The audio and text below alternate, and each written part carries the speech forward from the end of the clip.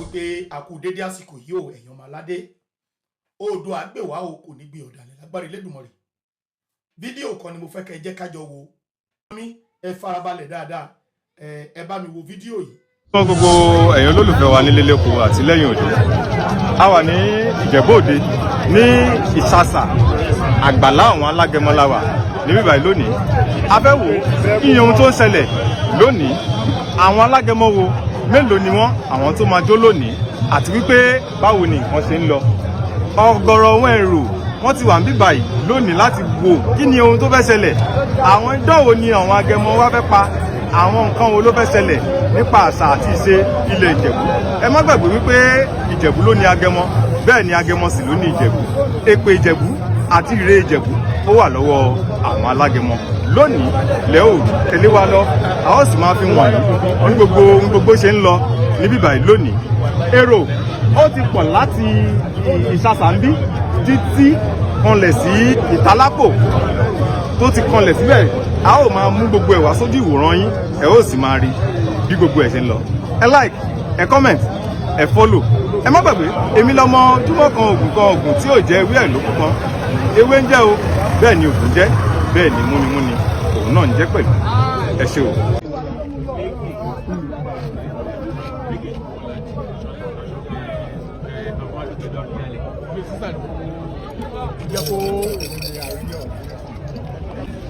ẹsẹ̀ àwọn aṣokùtẹ̀ méjìlá ẹ̀ máa pín ṣojẹ́tì nísìnyí èmi dẹ̀ ní olórí gbogbo wọn I'm the head of the aṣokùtẹ̀ Awùjalẹ̀ Ìjẹ̀bú-Land tá a bá ṣàìtò yẹn Awùjalẹ̀ lè jó Awùjalẹ̀ fúnra ìdí igbó tí gbẹdẹ wa ń pàdé wa yẹn Awùjalẹ̀ wa pàdé wa ìgbà tó bá pàdé wa tó padà sí kejì ń lọ jó gbẹ̀jú ajólẹ̀ mẹ́ta àṣẹ náà so yẹ torí náà ìjọba ti ń gbé omi ìlànà kọ́ńtẹ̀ka tó tọ̀ yẹn rìn ọ̀wọ́n aṣòkùtẹ̀ connected with Agẹmọ Ẹ̀bì Oṣù Ìgbé festival Ìjẹ̀bú wọ́n lè ṣe obìnrin jòwó lẹ́yìn ọ̀wọ́n aṣòkùtẹ̀ tó dá àwa lọ́mọ gbàtà Awùjalẹ̀ bàbá sí tòrò àwa lọ́mọ apàdé àmọ́ àbọ̀ ìṣẹ́ fún ọ̀sán máa ṣe fún wọn kó tó padà sí pèbí tó fẹ́ lọ jó tó ti yẹn sí orúkọ tèmi ni High Chief Ẹkùn Ìwárọ̀ Oyèbọ̀wálé tù ìyá aṣòkùtẹ̀ Awùjalẹ̀ Ìjẹ̀bú-Land ẹnà dà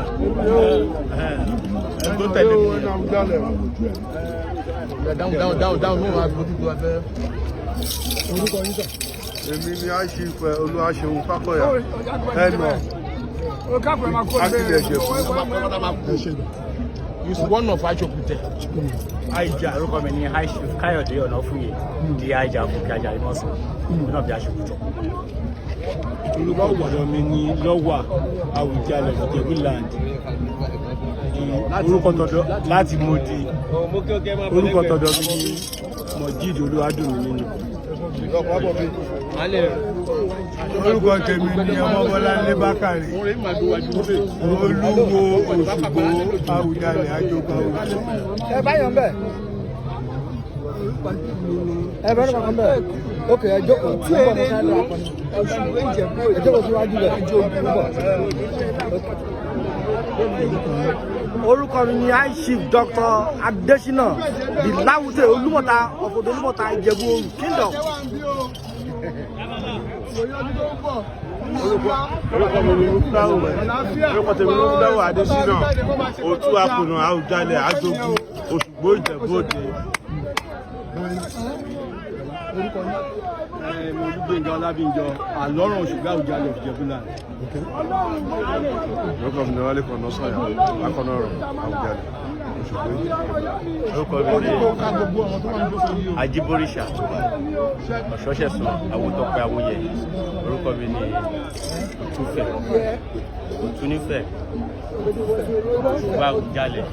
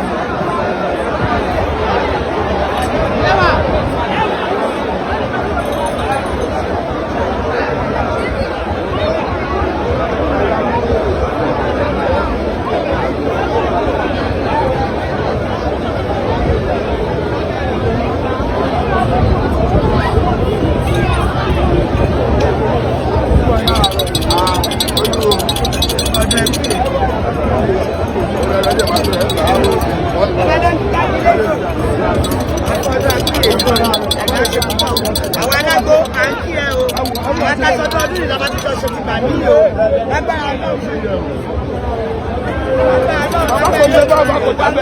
lágbára gbogbo oṣù ìwọ ló máa ń wá àwa ló máa bá wọn ní fi ẹsẹ̀ lómi wọn ní fáwọn náà jẹ lómi o ó ṣe máa rí nìyẹn ọdún ló dùn ó láàrin rí o ẹsẹ̀ wa ní sí ìjẹ́bọ̀dé mọ́ ìlú ìjẹ́bọ̀dé àtúbọ̀ gbòòrò sí o ó gbá kílẹ̀ jẹ̀mú ire ló máa bá gbogbo wa nílògbò ànílọ́sẹ̀ o ó máa ṣe rí nìyẹn.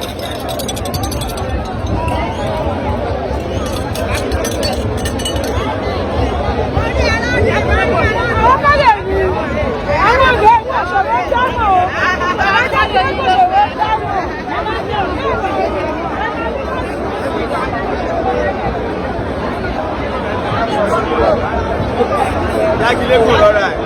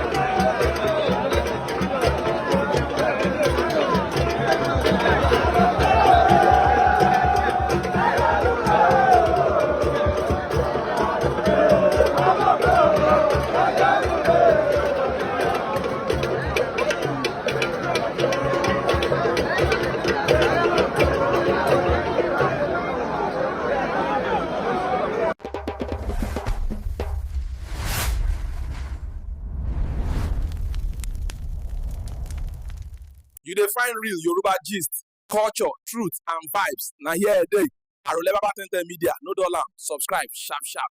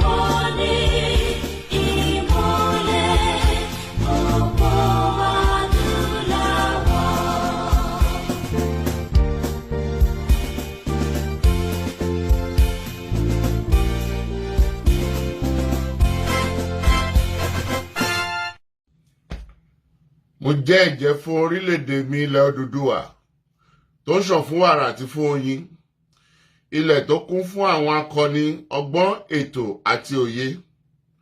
Mo ṣe ìlérí gẹ́gẹ́ bí ọmọ ológo ilẹ̀ adúláwọ̀, ìtànṣán oòrùn láti la ayé já nílẹ̀ Áfíríkà, láti gbé ilẹ̀ Odùduwà lárugẹ. Mo fọwọ́ sọ̀yà pé n kò ní dalẹ̀ tàbí ṣọ̀tẹ̀ sí ìṣọ̀kan àti ìtẹ̀síwájú orílẹ̀-èdè mi ilẹ̀ Odùduwà. Èmi yóò fi gbogbo ipá, ọkàn, iṣẹ́, ọgbọ́n àti ìṣe mi sin orílẹ̀-èdè mi ní òtítọ́ àti lódodo títí ọjọ́ ayé mi. Gbogbo ìyànjú àwọn akọni tó ti lọ kò ní já sófo láti ọwọ́ mi títí dé ìrandíran tí ń bọ̀ lẹ́yìn. Mo ṣe ìlérí pé ẹ̀sìn tàbí ìṣèlú kò ní yà wá nílẹ̀ Odùduwà.